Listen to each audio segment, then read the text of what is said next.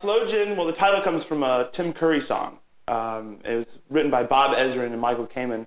And it's like the wildest blues song I've ever heard in my entire life. It was done in the 70s. I think Dick Wagner played on it. And wow. It's on a Tim Curry record? It's on a Tim Curry solo record, which is strange enough to begin with. But he sang it beautifully, and the song came out beautifully. And it's one of those covers where you're going, I'm pretty sure nobody's ever done this before. And it was great because we kind of had license to do our own version, and it instantly became one of our signature tunes live. So. That's cool. And I read that you were inspired somewhat by Rod Stewart's first solo record with Street Fighting Man. All that it was Street Fighting Man. What a great record then. It's a great record because it's like the first song is like a Stones cover, and he sings the heck out of it, and then the second song is like Man of Constant Sorrow, and then it's like he goes into like Blind Prayer. It's like such a nice mix of acoustic and electric, and it's like the heavy blues coupled with the acoustic, and I was like, that was kind of the inspiration behind it, going, this will actually work as a concept, because, it's like hard to make like a record with some acoustic songs and then crank up the heavy blues, and then people are going, well, he doesn't know what he wants to be when he grows up. But in this case, I think it worked out for us, and it definitely worked out for Rod, so we kind of mashed it all together. Well, that's one of the things in the old days, didn't seem to be a concern about that, like it could possibly be anything negative, like that record starts with, it's just about a groove and it's real loose. And you also sound like you record live in the studio as much as possible. Yeah. Is that true? Most of the guitar solos are done live because, I'm a firm believer in like the interaction between the guitarist and the drummer. In this case it was Anton Fig, he's a great drummer. So it's like, how can you not play better having him in the room?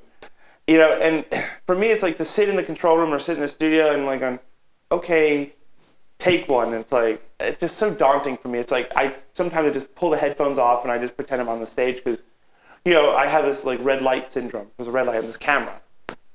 It's one of those things where it's like recording. The record button's on and you're going, okay, well, I have to be good now. And the record button's off. As opposed to normally when you aren't good. And just horrible, right? So to me, it's like one of those things where I just think it's really important to play and get especially for blues rock. If it's a different kind of music, it's a totally different set of equations. But for blues rock, it's all based on the interaction between the band.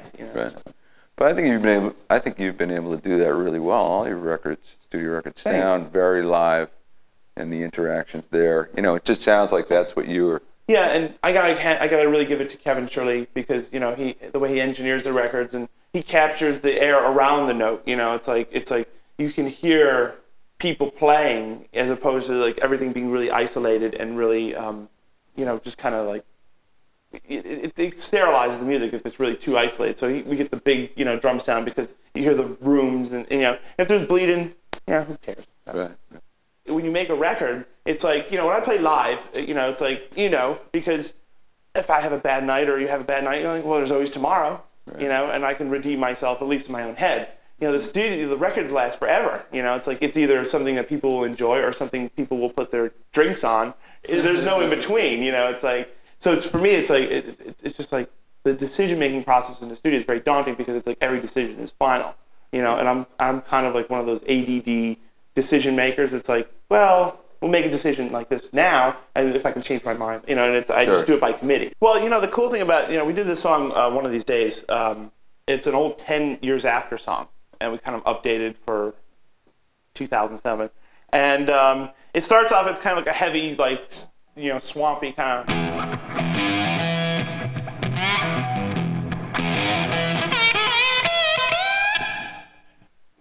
And by the end, it kind of ratchets, kind of cranks up to like this like Hey Jude moment at the end.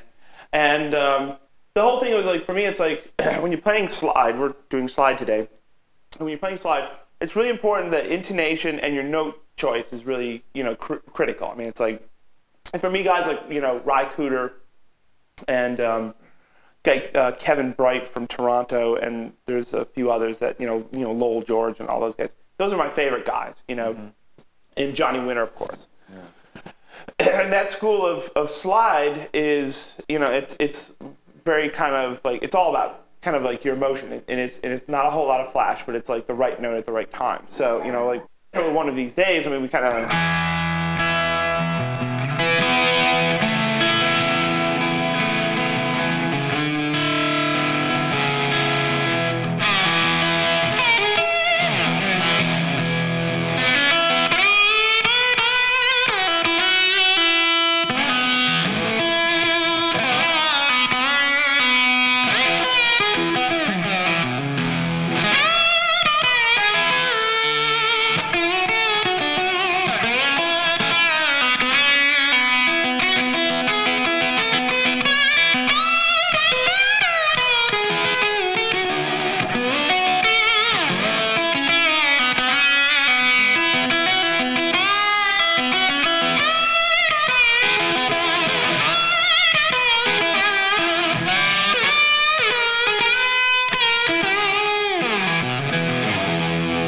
So that's kind of the whole concept. I mean, and what it is for slide, obviously I tune to open E, I cheat. And I don't care, I will admit it on this DVD, I cheat. What's cheating though? Well, Tom Dowd always said, please learn how to play slide in standard tuning, you know. And I was like, I believed him because he was like my mentor and stuff like that. He goes, you have to do it because you never know when you need it. And he's right. But for me, I do know open E and sometimes open F, just depending on, you know, the vocal key. Right. And what you do on a song, if you're in a major key, you know, you kind of live on those major thirds. Yeah.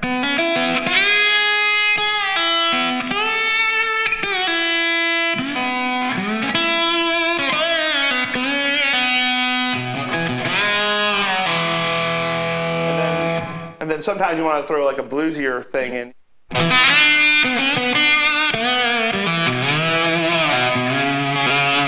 Kind of go back to the major third, and that's like that Ry Cooder, you know, approach. He did it. I remember seeing that movie Crossroads, not the one with Britney Spears, but the one with Ralph Macchio, and there was this beautiful slide thing. I didn't know who Ry Cooder was at the time. I was like 6, and there was this beautiful slide thing at the end when the girl breaks his heart. It's kind of a cliched movie, but it was good nonetheless. And it was like I remember this beautiful slide thing. It was like all based on this very, you know, ethereal major third out of an open E kind of tuning, and it was like Ry Cooder, and like you got.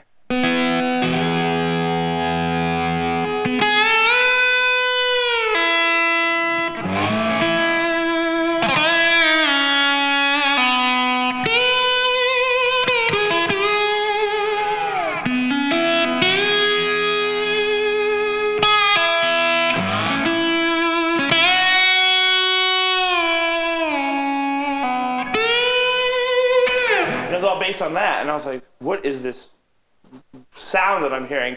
And that was kind of like my beginnings of my slide career. Then I heard Johnny Winter and you know, Highway 61, and he's like,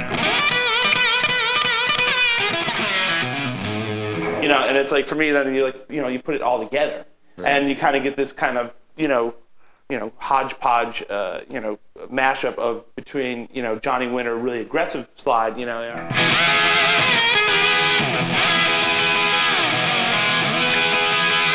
And it's like Ry Cooder, like really kind of tender moment, and that's for me the really the kind of the that's kind of like the basis of my my whole slide style.